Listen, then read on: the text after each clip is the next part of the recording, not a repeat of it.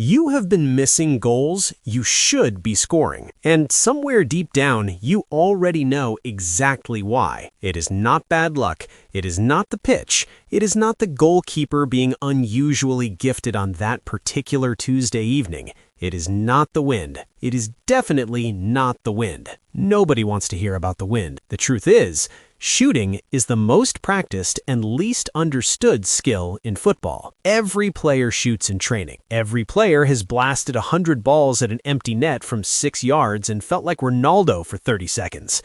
And then a real match arrives, a real defender, a real goalkeeper, real pressure, and that same 6-yard shot somehow ends up in row Z. We have all been there. It is a deeply humbling experience.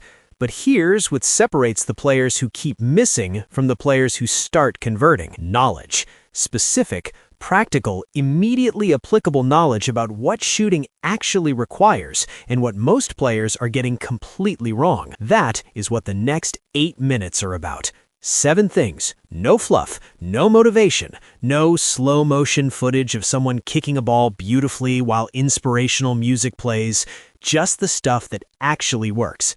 Let's go. The first thing, and this one is going to make you feel slightly attacked, is your body position before you shoot. Not during, before. Most players think about their shooting technique at the moment of contact. The plant foot, the striking foot, the follow-through, all of that matters, but by the time you are making contact with the ball, your body position is already locked in. Whatever was wrong before the shot is now baked into the outcome. So, let's talk about what correct body position actually looks like before the ball even arrives.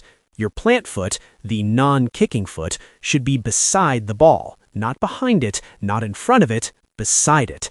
Roughly level with the ball and pointing in the direction you want the shot to go. This sounds basic. It is not basic. Watch amateur players shoot and you'll see plant feet behind the ball, which causes the shot to go high, plant feet in front of the ball, which causes the shot to go low and weak, plant feet pointing the wrong direction, which causes the shot to go exactly where the goalkeeper is standing, because the goalkeeper is not an idiot and they can read your plant foot too. Your body should be leaning slightly over the ball at the moment of contact, not leaning back, because leaning back is how that 6-yard shot ends up in the car park behind the goal and everyone goes very quiet for a moment. Lean over, plant beside, point where you want it to go. 3 things before the shot. Every single time. Get those 3 things right consistently and your shooting accuracy will improve before you change a single other thing about your technique. The second thing is strike zone, and I am shocked by how rarely this gets explained properly. The strike zone is the specific area of the ball you make contact with depending on the type of shot you want to produce, and hitting the wrong part of the ball is the single most common reason technically capable players produce technically terrible shots. Let me break this down simply. If you want a low-driven shot, you strike through the horizontal center of the ball or very slightly below it with a locked ankle and a firm follow-through. This keeps the ball low, generates pace, and makes life very difficult for goalkeepers because low shots require them to get down quickly, which, as anyone who has ever played goalkeeper will tell you, is not their favorite activity. If you want a shot with curl, you strike the outside of the ball with the inside of your foot, wrapping around it rather than driving straight through. The contact point is off-center, the foot brushes rather than punches, and the ball curves away from the goalkeeper in a way that is deeply unpleasant for them personally. If you want power over everything else, you strike through the dead center of the ball with your laces, ankle locked, leg swing from the hip, full follow-through. This is the technique that makes the goalkeeper wish they had chosen a different hobby. Wrong contact point equals wrong outcome. Every time, without exception. So the next time you go to training, don't just shoot. Think about where on the ball your foot is making contact, and then think about whether that contact point matches the shot you were trying to produce.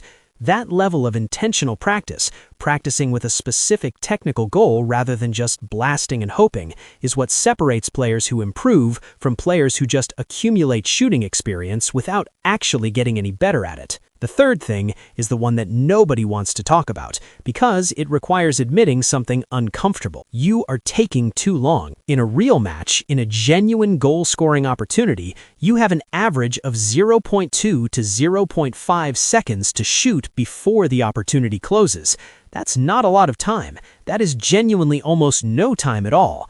And yet, players receive the ball in a perfect shooting position and take a touch. Look up. Take another touch. Consider their options. Remembered something their coach said 3 weeks ago. Think about whether to shoot or pass. Decide to shoot, set themselves, and then shoot into the defender who recovered while all of that was happening. Decision speed in front of the goal is a skill, and like every skill, it's built through specific, intentional practice. Here's how you build it. In training, before every shooting drill, give yourself a rule: 1 touch maximum before the shot. Not because one-touch finishing is always the right answer in a match, but because practicing with that constraint forces your brain to make the shooting decision before the ball arrives, rather than after. Pre-decision, before the touch. Every time. Decide your shooting before the ball gets to you. Prepare your body position on the way to the ball, and when it arrives, execute immediately. The players who score consistently in real matches are not the ones with the best technique in isolation. They're the ones whose technique holds up under time pressure.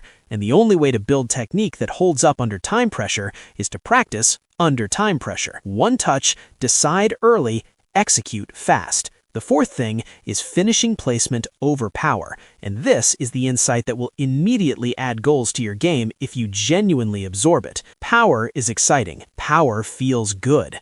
Absolutely smashing a ball into the top corner from 25 yards with your laces is one of the most satisfying experiences available to a human being on a football pitch, and I will not pretend otherwise. But power without placement is just a very fast miss. And here's the thing about placement that most players fundamentally misunderstand. Goalkeepers are not guessing randomly. They're reading your body position, your approach angle, your plant foot direction, and your shoulder orientation, all in the fraction of a second before you shoot. And from all of that information, they're making a calculated decision about which way to dive. They're good at this. This is literally their entire job.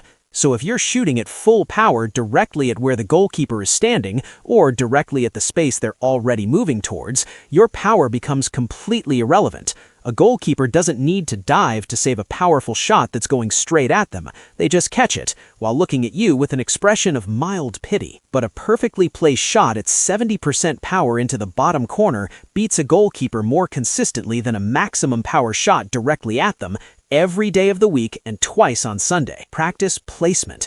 Pick a corner before you shoot. Aim for it specifically. Miss it. Adjust. Aim again. Hit it. And gradually, over hundreds of repetitions, your body learns to consistently deliver the ball where your brain tells it to go. Placement first. Power second. Quick pause. If you're learning something real in this video, something that is actually changing how you think about your shooting, like it, subscribe to Tactical Protocol and hit the bell, because every single week we're putting out football knowledge that goes deeper than anything else in this space. And comment below. Tell me what position you play and what your shooting has been like recently. Honest answers only. I genuinely read every single one. Now, get off this screen, get a ball, find a goal, and go make goalkeepers uncomfortable. See you in the next one.